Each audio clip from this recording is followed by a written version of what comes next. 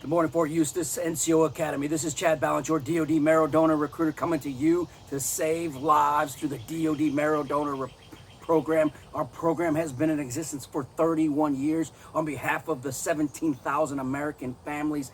500 of those families are DoD beneficiaries, unfortunately, who will be diagnosed this year and may need you to be their cure to save their life through our program. Throughout our program, over 1 million individuals have registered to be a part of our program, doing 2 swabs of their cheeks, filling out a consent form, and being listed in the National Marrow Donor Registry with the hopes that they would match up with somebody diagnosed with one of these fatal blood cancers, and hopes that they would be that preliminary match, which we've had 100,000 individuals through the Department of Defense who have actually matched up with somebody who's just like them on a genetic level, in hopes that they would be a part of the 9,130 who've actually gone forward and donated their marrow or peripheral blood stem cells through the DoD Marrow Donor Program.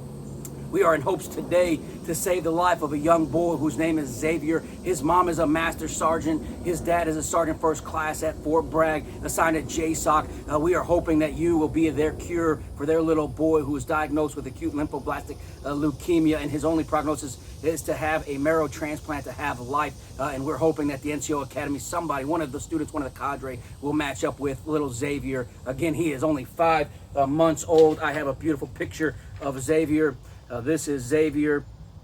Unfortunately, like so many, his little sister did not match up. As you know, 25 to 30% of our siblings will match and be potential marrow donors or peripheral blood stem cells. In his case, the sister did not match, and therefore the family is asking for us to go out and get as many folks to register on behalf of Xavier and all of those who are diagnosed with these fatal blood cancers. To register to be a part of our program, members have to be active duty, guard, or reserve. They can be DoD civilians, they can be retirees, and they can be your family dependents, as long as they are between the ages of 18 and 60 and in good general health. For us at the DoD Marrow Donor Program, to be in good general health means that they do not have things like HIV, Hep B, Hep C. They cannot have heart disease, liver disease, kidney disease, autoimmune deficiencies, or bleeding disorders, or they themselves, unfortunately, are battling through one of the fatal blood cancers. External to that, they can register. And you did not hear me ever state that if you could not donate blood, you could not register to be a part of our program.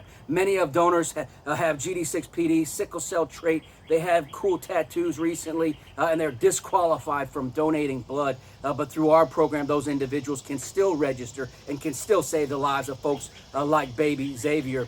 What does it look like to save somebody's life? Again, it takes 2 swabs of your cheek, filling out a consent form, loaded in that registry, and many, 90% will never get the call. 10% will get that call if they're a preliminary match like I did, like my beautiful bride did, that, hey, you match up on a genetic level with somebody just like you. When I matched up, I said, Mom, there's got to be somebody 5'6" and dang good looking out there. And lo and behold, ladies and gentlemen, we found out through definitive testing during my preliminary match that I was the best match for that patient. And on 25 June 2002, I went forward and donated my marrow.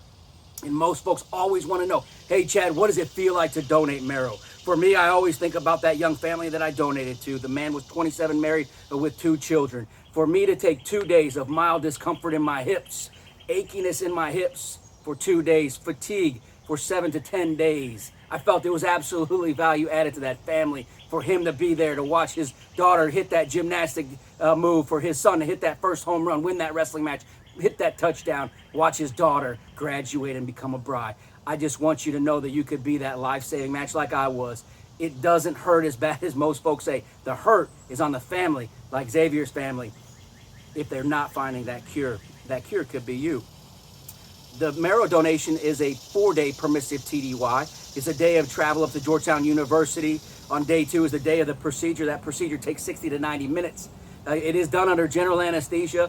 So that's, as I say, I don't know what it felt like when they took out the marrow out of my hips. But when I woke up out of the post-anesthesia care unit, that's when I felt that achiness in my bones. I did have that for 2 days. The greatest news that I can share with you is none of our 9,130 donors have had any long-term negative impact to their well-being. I was back playing softball on the following Monday, donated on Thursday, back playing softball on Monday, running around a little bit gimpy, but a little slow. But hey, that's what it was.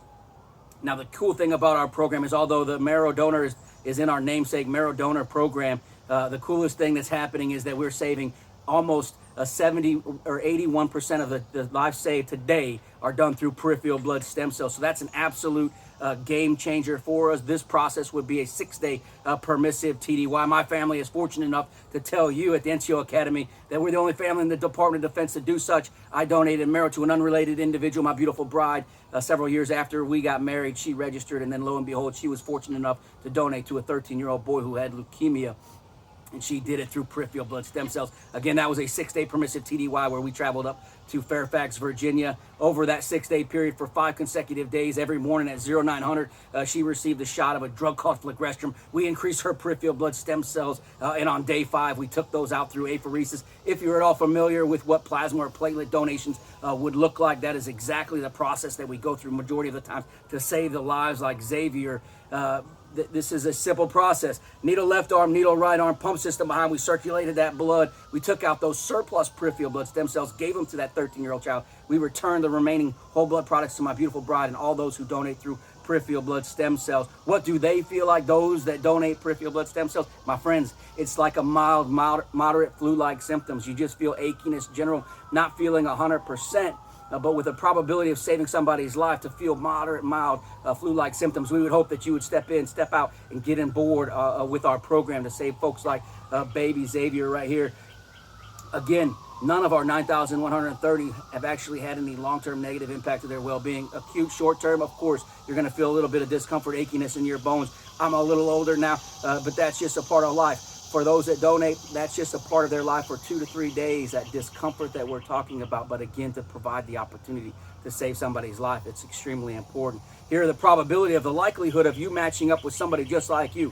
If you're African American, black, you're going to have a 29% chance of finding a match. It was 23%, but because folks like you at the NCOA Academy stepped in, stepped up, we've seen a 23 to 29% increase. If you're Asian Pacific Islander, it was 41, now 47% chance that you're going to find a match. If you're Latino Hispanic, it was 46% chance of finding a match. Now that probability of finding a match is 48%.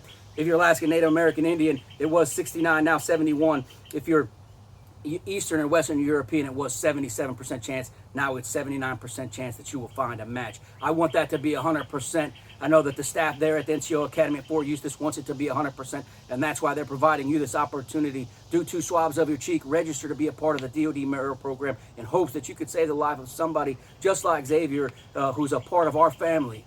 His mother, his father, both serving our country down at Fort Bragg again, and they are asking us to help him have that opportunity to have life. And I need you to get in the game, register 2 swabs of your cheek, and then you're in the registry. If you've already previously registered, we ask you to simply call us at 1-800-MARROW3, update your contact information, or you can go to www.salutetolife.org and say update contact information if you've previously registered. If you haven't registered, please consider and do 2 swabs of your cheek, fill out that consent form, give it to Staff Sergeant Delgado, and we will make this happen. Thank you for this opportunity to brief you on the DoD Marrow program. I hope that you will take the opportunity to save this young child's life. It's a call to action. I need you to take action. Thanks for Eustis NCOA Academy.